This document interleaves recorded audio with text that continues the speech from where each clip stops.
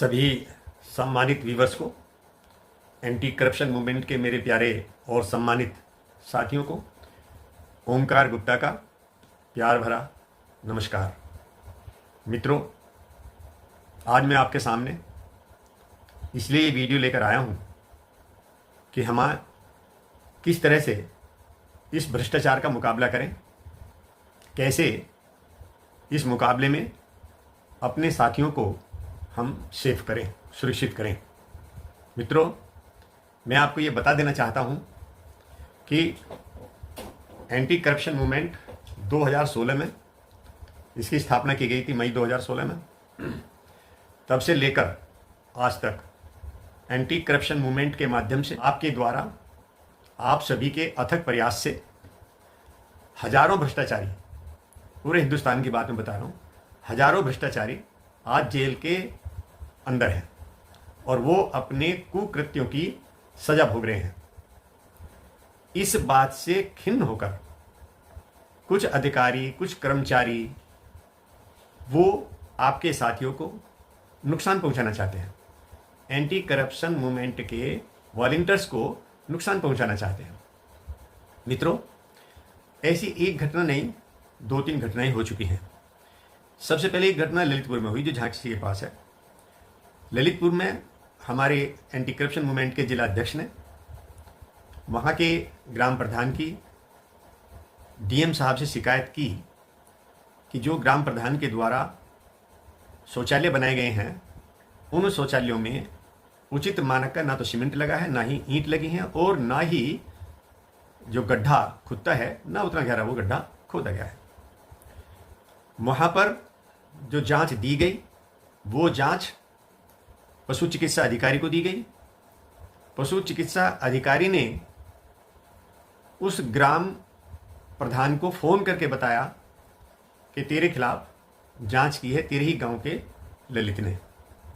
मित्रों, उस प्रधान ने उस जांच से इतना अपने आप को अपमानित महसूस किया, वो ये सोचता था कि तेरे सामने जो कोई बोल नहीं सकता और वो आज जांच करा रहा है, तो उसने ललित को, यानी कि उस शिकायतकर्ता को मजा चखाने के लिए वहाँ के लोकल थाने से बातचीत की और बातचीत करके एक झूठे आरोप लगाकर उसको पुलिस के सामने अरेस्ट करा दिया, पुलिस के हाथों अरेस्ट करा दिया।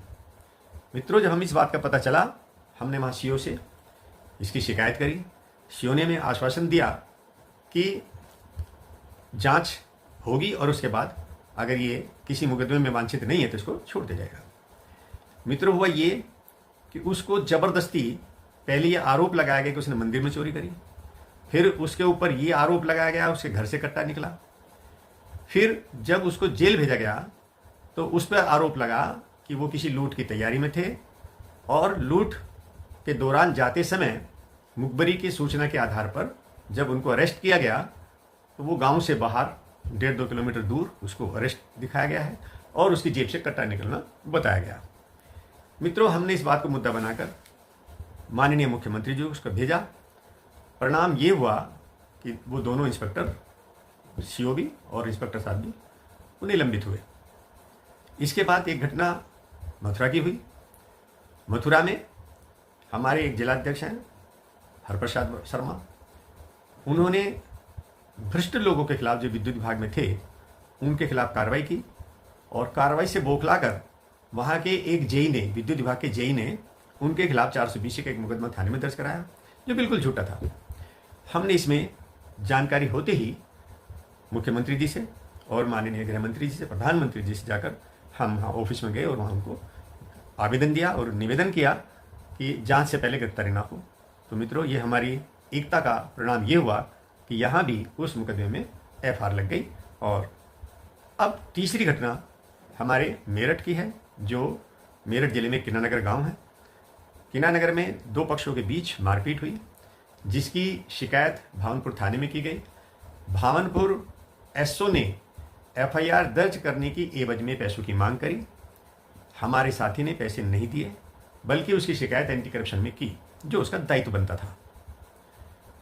शिकायत लीक होने से वो रेड हैंडेड नहीं पकड़े गए, अब इस बात से खिन्न होकर वहाँ की भावनपुर थाने की जो पुलिस थी वो उसे बहुत खिन्न हो गई और उसने उसको मजा चखाने का प्रण कर लिया। कल की ही घटना है, कल 9 मई की घटना है कि भावनपुर थाने से पुलिस आई, उसकी दुकान पे गई लड़के की जिसका नाम बंटी था। बंटी को दुकान से उठाया और थाने ले गई। रास्ते में उसके साथ मारपीट की, थाने में मारपीट की और उसको तो जुर्म कबूल करने के लिए दबाव बनाया। उस लड़के ने कहा कि जिसको मैं जानता ही नहीं, जो मैं करता ही नहीं कभी कुछ काम ऐसा, तो मैं उससे कैसे कबूल करूं। इस बीच ये सूचना हमारे तक पहुंची। हमने एसपी साहब, एसपी देहात और सीओ देहात सदर, सीओ सदर दोनों से फ़ोन पे वार्ता की और दोनों ने आश्वासन दिया कि जांच करने के बाद में, पूछताछ करने के बाद छोड़ दिया जाएगा। मित्रों, ये बात तो सही है कि जब उच्च अधिकारी ईमानदार हो तो नीचे के अधिकारी पे भी फर्क पड़ता है। वह ये कि शाम को 6-7 बजे के लगभग उन्होंने उस बंटी को पूछताछ करके छोड़ दिया। लेकिन इस बीच उसका परिवार कितना दुखी रहा, कितना परेशान रहा, कितनी भागदौड़ उस परिवार ने की, क्या हालत उन बच्चों पे बीती होगी, इस बात का अंदाजा तो वही लगा सकता है जिसके सिर पर यह घटना पड़ती है। इस घटना से हमें इस बात का दुख है कि पुलिस जो भ्रष्टाचार में लिप्त है वो अपने कुकृत्यों को छिपाने के लिए हमारे एंटी करप्शन के वॉलंटियर्स पर ही अनर्गल आरोप लगाकर उनका हौसला तोड़ना चाहती है। मेरा ये मानना है कि ये हौसला ऐसे नहीं टूटेगा, ये हौसला ऐसे नहीं टूटेगा। हम इस अन्याय के खिलाफ आवाज उठाएंगे और आवश्यकता पड़ी तो मुख्यमंत्री के दरबार में जाएंगे, आवश्यकता पड़ी तो गृह मंत्री जी के दरबार में भी जाएंगे, दिल्ली भी जाएंगे, लखनऊ भी जाएंगे और जहां भी हमें जाना पड़ेगा वहां हम जाएंगे।